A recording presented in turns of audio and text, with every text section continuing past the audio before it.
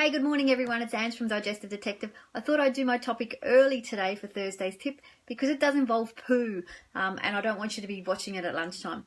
So what does poo say about your health? So poo is something that we never really talk about unless you're a 7-year-old boy or me, who talks about it all the time. And it's a terrific indicator of what's happening with your health, you know. So your poo is not only the leftovers from the food that you've eaten, but it's much more. It helps get all the toxic substances that are in your body out. And it's 75% water, it's indigestible fibre, it's the gut bacteria, some living and some dead that is moving through and coming out. It's the old intestinal lining cells that you have, it's medications that you're taking, and it's estrogen that's been recirculating in your body. It's the way to clear it out. So what qualities are we looking for with poo? There's a couple. So colour. The colour of poo comes from the breakdown of red blood cells and bile. Most like a melted chocolate colour, sorry folks, between milk chocolate and dark chocolate, somewhere in between there is the perfect colour. But poo comes in many colours. So this can be a result of what you're eating. So if somebody tells to me they've got a red poo, I always say, did you have beetroot? Was that part of your dinner last night, a beetroot juice or a beetroot as a cooked thing? So it's really great to check that out. But if you have poo that is either white or yellow, you should seek medical attention for that, because that's something that you want to go and get checked out. It's sort of an indication your liver's not doing what it needs to. So that's something you should check straight away. And whether your poo sinks or floats, that's another really important thing. If your poo sinks, it means it's got enough fibre. If it floats, it tends to mean it can be filled with gas, or you're not eating enough fibre, or you're not absorbing fats properly. So there's some things to look at if it's floating in the toilet when you look back. The smell. Really, poo shouldn't smell like anything other than poo. You know, if it's got a really toxic smell, or if somebody walks in and they can't go into the bathroom after you, then you need to seek help, because poo should not smell like that. Sure, it will change sometimes with food that you eat. You know, so if you have a curry, it might be a bit stronger the next day, but it shouldn't be overly, you know, toxic so nobody else can go in after you. You know, health conditions like celiac disease, Crohn's disease, chronic pancreatitis, all those sorts of things can, or malabsorption like lactose intolerance and stuff too, they can actually give you an increased smell. A poo should be easy to clean up. You know, one wipe and you're finished. You shouldn't see food in the stool. All right, sometimes maybe corn or tomato skins if you haven't chewed them properly. But if you're seeing food regularly, means something higher up's not working, your hydrochloric acid's not doing its job. So that should be an indicator that you might need digestive enzymes or something like that.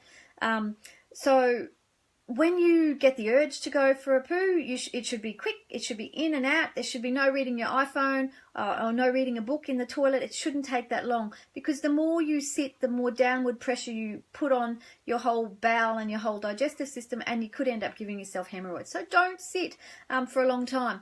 Another thing that's really useful is get a stool.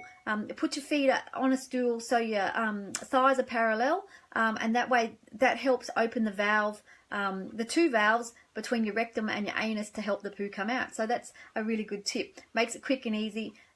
It should be quick and easy. It should be no straining, no pain, and easy to pass. And how often should you poo?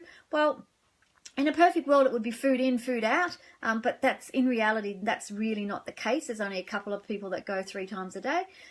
So 1 to 3 times a day is perfect. And on the Bristol stool chart, there's a couple of things to think about. So if you haven't seen the Bristol stool chart, it's a chart that lists the poos in order.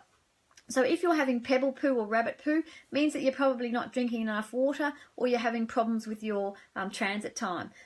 So what happens with poo, all the water gets absorbed into your bowel to make the poo, and then it comes out. So if you're not drinking enough and you're dehydrated, which most people I see are chronically dehydrated, then you'll end up with the pebble poo. So you want something somewhere between like a smooth banana, and comes out in one big long piece. That's the perfect poo. Not so much if it's breaking off into little bits and it's fluffy or it's liquidy. They're not such the perfect poo. So if you're not having, you know, a smooth banana shaped poo once a day, then you're probably need to get that investigated. So there are many things that affect our poo. One is travel. You know, everybody knows that you go away and you get suddenly constipated.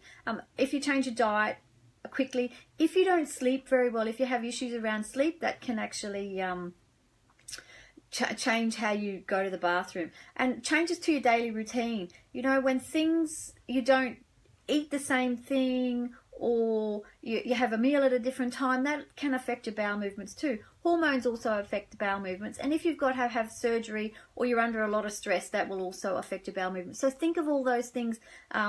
If your poo habits change, you should always see a doctor if you have any changes in your stool at all. You know, if you are a constant 3 times a day, then all of a sudden you're going once every 3 days, you should get that investigated. Or if you've been going once a week and then you start going every day and you haven't been doing dietary interventions or anything like that, then you should also see a doctor. You know, it's probably nothing, but it's always great to get those things checked out, because it is not your normal, way you go. So, the other thing I would like to say to everybody, look back. I see so many people that don't even look at their poo. They can't tell me what color it is, what it looks like, what it smells like, anything. So please, it's a really great indicator of health. Look back and see what you're actually producing in the toilet, and then so you can work out whether things aren't going as well for you. And the other thing is, if you need help around this, jump onto my website, book in for a free 15-minute, and I can talk you through some steps at what you can do to improve the quality of your poo. And I'll talk to you next week I won't talk to you next week actually, because I'm actually away next week. So I'll try and fit a tip in Wednesday and see how we go. So have a great day, everybody. Bye.